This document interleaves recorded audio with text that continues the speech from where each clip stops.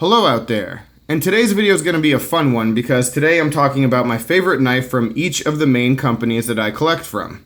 And this was an idea that I got directly from a viewer who asked me to make this video, and when I read that comment and I was thinking about it, I realized that some of these knives I actually haven't really talked about on camera all that much, at least lately. So it would be a really fun video to make and a good time to share these knives with all of you. So that's what we're going to do today. We're going to talk about my favorite Spyderco, CRKT, Kershaw, Benchmade, and Firebird Ganz because I've had a bunch of those in the past 6 months as well. So yeah, just keep in mind though that your favorite knife can definitely change over time, and so this video is really subjective to just what my preferences are right now and not necessarily over the long term, because sometimes this stuff does change, especially as the collection itself changes.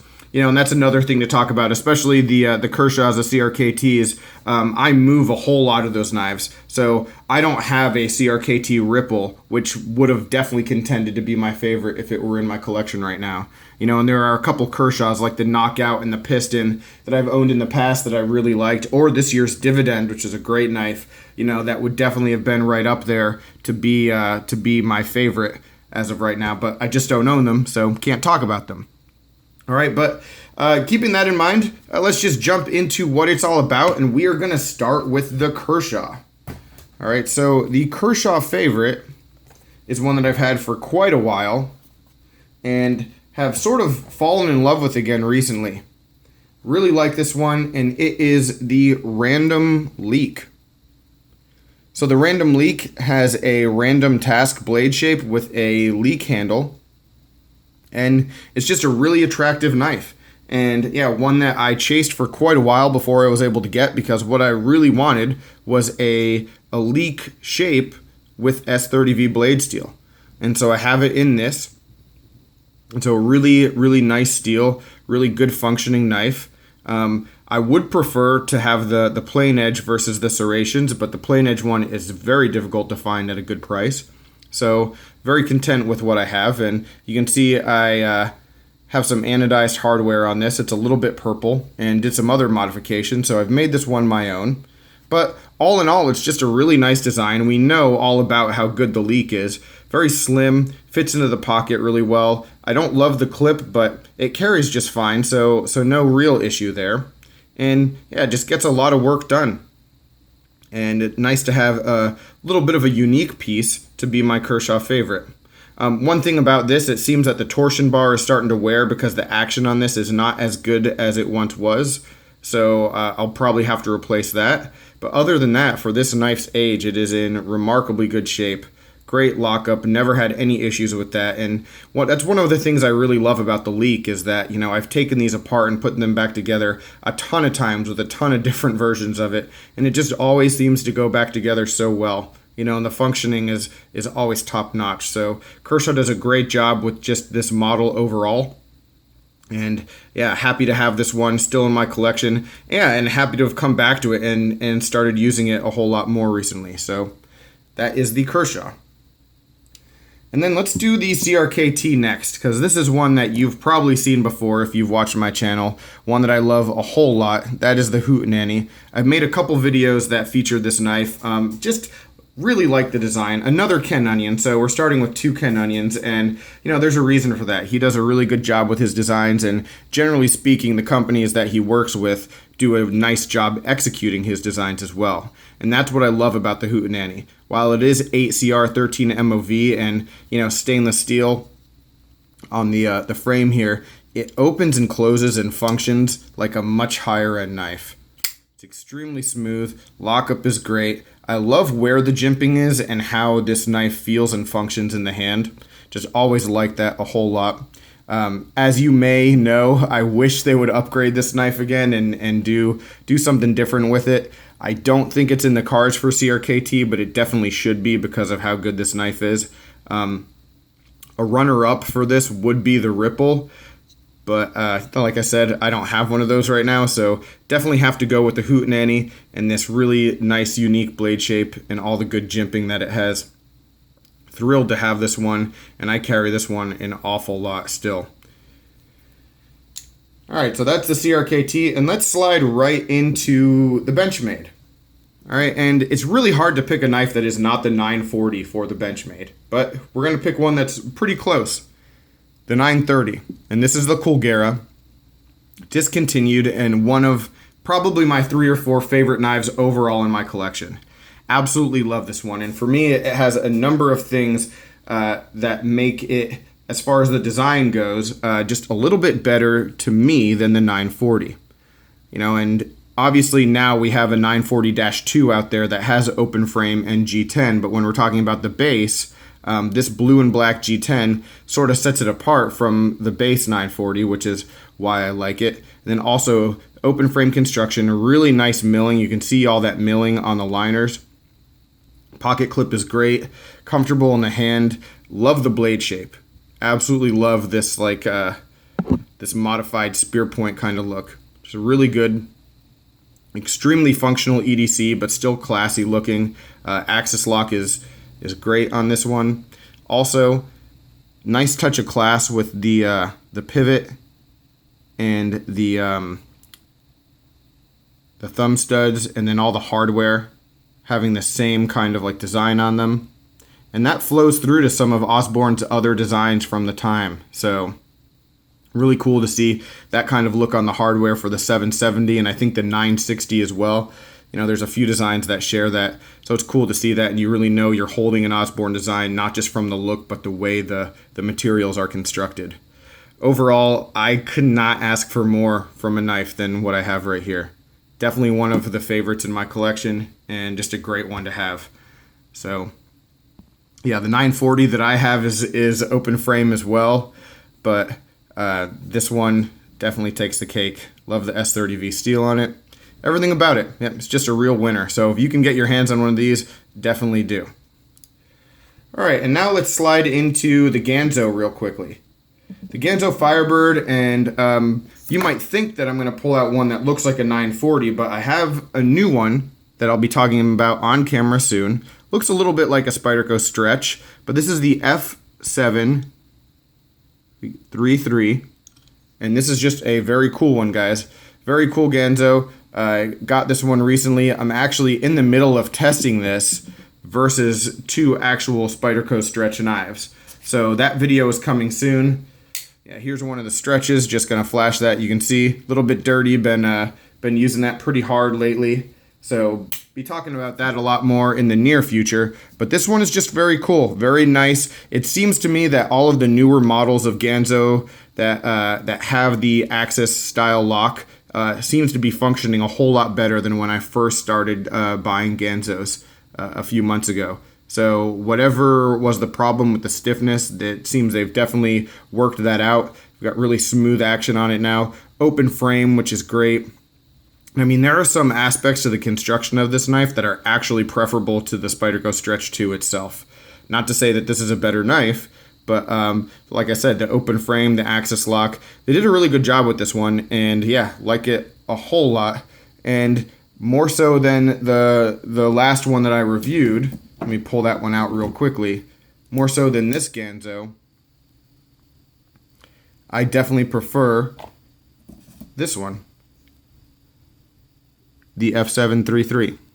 So there's that. Good one. More on this coming relatively soon as well. Alright, so now let's jump into zero tolerance real quickly. And that wasn't really included in the beginning of the video, but I want to just talk about this real quickly because I've had a few zero tolerances, and this one, the 0770CF, is the only one that I'm not actually trying to sell right now. So this one is going to stick in my collection for forever. You all know that, but it's definitely my favorite, and there are some other ZTs that I'm looking at trying to get my hands on. But the 0450CF, which I really like a lot, I'm trying to sell because it just doesn't get chosen to be carried. You know, I always pick something else instead of that. And so this one, the 0770, is definitely my favorite when it comes to ZT, and probably will be despite the fact that I will be getting more ZTs in the future. Just really like this knife. Any chance I have to put it on camera, I probably will. So there's that. And now let's get into Spyderco. And this one might be a bit of a surprise for some of you who are expecting to see the Para 3 or the Sage 5. But my favorite is the Domino. gosh, it's been a few months now since I traded my Blurple Paramilitary 2 in S110V straight up for this knife. And it's one of the best decisions I ever made for my knife collection. I'd been looking at the Domino for so long, thinking, man, I love this design, and rationalizing that I didn't need it because there are a lot of Spyderco blade shapes and designs that look a little bit similar to this. I kept telling myself, nah, not a big deal. You don't need to get this one. Don't worry about it. And then the opportunity came up, and I jumped at it, and like I said, just thrilled that I did, because this knife does absolutely everything for me that I could ever want from a Spyderco. Nice titanium frame lock, CTS XHP blade steel, great manual opening with either the flipper or the thumb hole. Extremely smooth. Great look on this blue carbon fiber weave. And that is a laminate, so there is G10 underneath, but no matter. I mean, it feels great in the hand. The titanium is actually milled on the inside. You can see that. I mean, how cool is that? And then you've got open frame construction, a number of grip configurations that are really comfortable. I mean, this knife just does absolutely everything for me. Everything. I don't think I would change anything when it comes to this knife. I actually bought a custom clip, a Casey Lynch deep carry clip, and I haven't put it on there. I like this clip. So there's just really nothing that I would change when it comes to this knife. And yeah, I love having it. I love the steel. I love how it holds up. And then it also has this versatility when you're looking at it. It's a classy looking knife. So if you are into gent carries that are more full-size folders, this one definitely fits that bill. So it just does a whole lot for me. And yeah, I love having it. The Para 3 and the Sage 5, definitely close seconds and thirds, I'd say. But this one is number one without a doubt. And all that leaves now is the wild card. And the wild card for me is one that I've had so many issues with in the past, but I've ironed all those out, and now this knife has become a staple of my EDC, and that is the Buck Vantage Force Pro. And if you've been following me for a long time, you've probably seen at least 2 videos with me venting my frustrations about this knife, but I've got all those issues worked out, and it functions just fine, and it's excellent. If you just look at this knife, just look at the lines and how good looking this knife is. It fits the bill. I don't know what the bill is, but that phrase just works. It fits the bill. It fits right in the hand. It is extremely comfortable. The G10 is just this really nice layered, grippy G10 that I think more companies should do this kind of design because it just feels excellent and looks great. Let me try to get that focused a little bit better. Yeah, it's just great G10 on this knife. Nice deep carry pocket clip. The blade S30V is really, really nicely heat treated. Takes an edge really easily as well. It's sharpened nicely, so I mean there's no issue with that. And yeah, I've just really enjoyed, now that I have some of the issues that I had with this knife ironed out, I've really enjoyed carrying this and using it aggressively. The liner lock is really good. No issues at all with lockup. This was a very difficult knife to take apart. All right, let me be honest with that. I mean, difficult knife to take apart. A real pain in the butt with some of the rivets once you get these top scales off. The way that the frame is put together was a pain in the butt, but it was worth all the time because now I have the knife that I was hoping to have when I first got it, which is just a great full-size EDC. And again, just classic look, but not a lot of bells and whistles, but exactly what you need for an EDC. Exactly what you need. So this one might become my absolute favorite knife to use on a daily basis. It's not like a nice knife that you have to shield and protect. It's one that you can just attack stuff with. It's got great steel. So, I mean, I can really see this being an everyday carry kind of beater knife. And, you don't really think about that when it comes to S30V and a knife that looks classy like this does. But this knife is meant to be used hard. It feels that way. It screams to me to use it for difficult projects. So that's what I'm going to do with it. And, yeah, enjoying it so far. So, yeah, that is the lineup. Those are the favorite knives from each of the major companies. I'll bring them all back in slide them into frame before we say goodbye. If I can fit them all, that is. Here's the Colgera. And then I'll try to slide the Ganzo in the top. Alright, so that's all of it.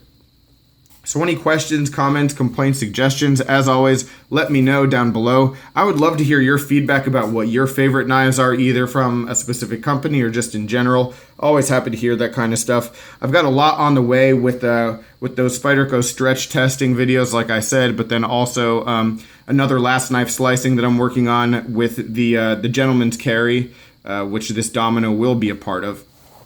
So really looking forward to all that, and then some other new knives in the mail right now that we'll be talking about. So yeah, thanks again for watching. I appreciate your time, and take care. I will talk with you soon.